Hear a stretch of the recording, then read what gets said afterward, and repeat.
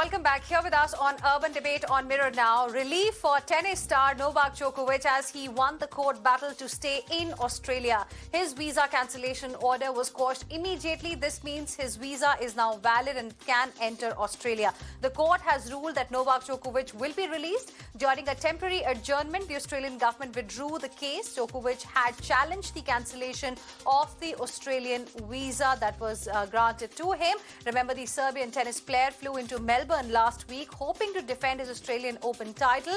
But instead of with a welcome, he was questioned at the airport overnight. There was a standoff between the authorities and him for about 8 to 10 hours over his vaccination status, even though he was given an exemption because he is not vaccinated. He probably failed to show that proof, that authorization letter maybe to the authorities, and he was then sent to the detention center. He was transferred to Melbourne Immigration Detention Facility. It became a big political issue as well. Novak Djokovic even has tweeted, and I quote, "I'm pleased and grateful that the judge overturned my visa cancellation. Despite all that has happened, I want to stay and try to compete at the Australian Open. I remain focused on that. I flew here to play at one of the most important events we have in front of the amazing fans," unquote. Let me now go across to Charu Sharma, well-known sports commentator, joining us on the broadcast this evening. Charu, good evening. Thank you for joining us here on Urban Debate on Mirror Now. What do you make of this entire Novak Djokovic saga, the way it unfolded, the way he was invited first and not then allowed to enter Australia? Well, certainly gave a lot of column inches, as we call it in the previous days. Now, of course, there are other kinds of media.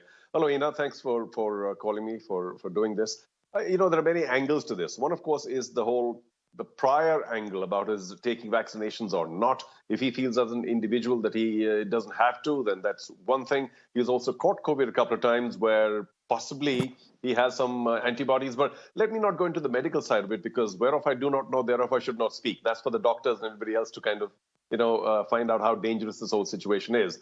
But the problem was that the Australian Open authorities and those of Melbourne and the state did grant him an exemption, saying that we would love to have you back, regardless of your non-vaccinated status. And that's what he was. That's why he came into Australia. Now, the Australian immigration authorities, along with the rest of the government, said, no, we cannot have this. So it's a problem actually created within Australia, not by Djokovic, because he had the necessary exemption, according to what we know. And thereafter, one is, of course, public opinion. I think it's been very split. But let's just get to the court opinion. That it's not just a question of public opinion, whether he should be let in or not let in. And I'll tell you my opinion on that later, too, because all very split.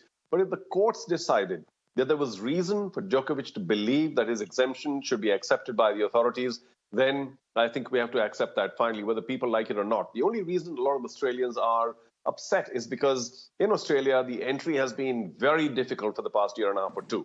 And here comes somebody who's not vaccinated, who's allowed in. A lot of people are saying, well, what is this? In Australia, they're not very up on VIPism, as you may or may not know. I mean, they don't want anybody to be given any privilege over anyone else. So that was the essential problem. But obviously, the courts decided that he should be allowed in, which is fantastic for the world of sport, not maybe for the average Australian citizen.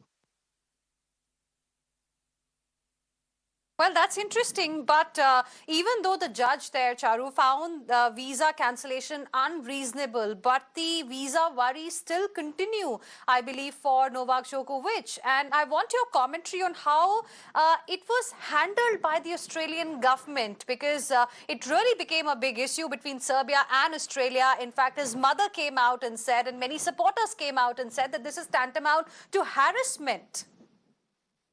Well, I'm sure no government wants to harass the world number one, who's been there for very long. It's just one of those things where one side understood that the paperwork was okay, and the country where he was wanting to enter thought it was not okay in the larger good of the public, because people have not been allowed in all these last couple of years without being doubly vaccinated or all sorts of other documentation. So, and you're right about the whole court issue saying his visa can be processed again.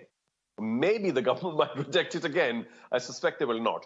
But, as far as the danger of his presence there is concerned, because he's not vaccinated, I'm sure there's a lot of RT-PCR testing that goes on in these sports events all the time. I've been involved in quite a few in the last couple of years. And let me assure you, it's irritatingly regular. I mean, you get RT-PCR tested every second day. So maybe that level of danger or threat is not there in the case of this kind of bubbled event, where I'm sure that the Australian Open would like to ensure that most people participating, if not all, are in a very strict regimen or protocol, if not a bubble. I think there's no bubble here, but we'll see. So, when you talk about his mother and others saying that, this was harassment, obviously the family and the fans will rally around the individual. But it's all just facts that are important. And the facts here is the fact that he did get exemption by the by the Australian Open authorities, and that's what compelled him to go to Australia. He wouldn't have gone there without a valid visa and a valid exemption. I mean, he didn't take that liberty. He certainly thought his paperwork was okay. The Australian government, the immigration authorities decided it was not okay. The courts decided it is okay, and hopefully it will be okay, because, if he presents no real danger to anyone else, then maybe he should be allowed to play.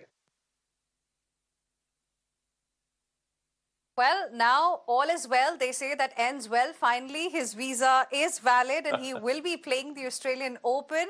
He has taken the Australian Open trophy at least 9 times home in the past. Do you think he's going to be lucky this time as well? What is it that you're looking forward to from this big tournament set to begin in just a few days from now? Well, in a sense, we all wish that and hope that the new generation takes over. There are 4 or 5, at least, very good players who are ready to take Grand Slam titles. But you also feel with 2 of them tied at 20 or 3 of them, there's Federer, there's Nadal, there's Djokovic, will one break apart and get to 21? And this, of course, may once again be the best opportunity for Djokovic. I'm not suggesting that the field is weak. It's a pretty strong field, but this is the first major tournament of the year. There's, people's preparations kind of a little suspect here. I think Novak's preparations also suffered greatly because of this little break here now. But does he have the tools to win number 21? And of course, his 10th Australian Open title? He certainly does, because he's a huge fighter.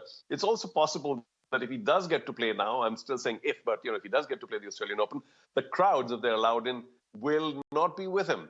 I think a lot of people will jeer him because of this little problem with the Australian authorities, but that's what fires him up. And if he gets fired up because the crowd's against him, then he could be very close to number 21. But, like you said, that the crowd might not be with him, might not be cheering for him. A couple of days ago, in fact, on Urban Debate, we had this discussion whether a celeb like Novak Djokovic can be seen endorsing vaccine hesitancy, at a time in Australia, about 90% of the eligible population is fully vaccinated. They had to be locked inside their homes because of strict restrictions. And there you have someone coming into their country who is not vaccinated. So does it, or do you think it'll also impact Novak's game? Can it really impact a player's game too? I wouldn't know whether being vaccinated or not would impact his game, but I would like to suggest that on one hand, sports persons are massive ambassadors, the crowd not cheering role him, models. The crowd probably not supporting him. No, that's okay. He loves to be the antagonist, not the protagonist. When the crowd doesn't go with him, because in many places, Wimbledon, elsewhere, they're all cheering for, others, Nadal or Federer. That really fired him up. So I think that's not going to be a problem. I was just talking about the fact that, you mentioned a couple of days ago, you had this program about vaccination and him encouraging other people to also not be vaccinated. He's not championing the cause, according to me. He's just saying, I am personally not going to be vaccinated, but he's not saying, please don't get vaccinated. He's not a champion for anti-vaxxers. So that's a very important distinction. He's saying, me personally, I don't want to, but as a role model, as an ambassador, if he were to stand up and say vaccination is bad for people, that could create a bit of a problem. But so far, I don't think he's done that. He just said it's a very personal decision. Okay, and since you're here with us, let me take this opportunity to also ask you one question very quickly on the Indian cricket, the series decider that's going to happen between India and Australia. Your thoughts? That's big. That's big, because, I mean, that's the final frontier. And we did so well in that first test. Well, we did so well in that first test. So well, we lost the second one narrowly. But with Kohli coming back and all the the hopes and aspirations of the country in this third and final test, we do have a little problem with our fast bowling attack as such. But with Kohli coming back, I think, and maybe Hanuma Vihari will have to sit out, and it could be Umesh Yadav, if not Sharma, coming in place of the injured fast bowler. So we still, I think, hold the aces. Cape Town's not an easy ground to play. Let me assure you that pitch is also very tricky. So whatever happens, we need runs. And luckily, at least the first half has been working for India. So if we get 300 odd, then we're likely to be favorites. If we get 200 and a bit, depending on whether we bat first or not, then I think South Africa may take it. But overall, having said all of this, I know time is short. India, for me, are the favorites. All right.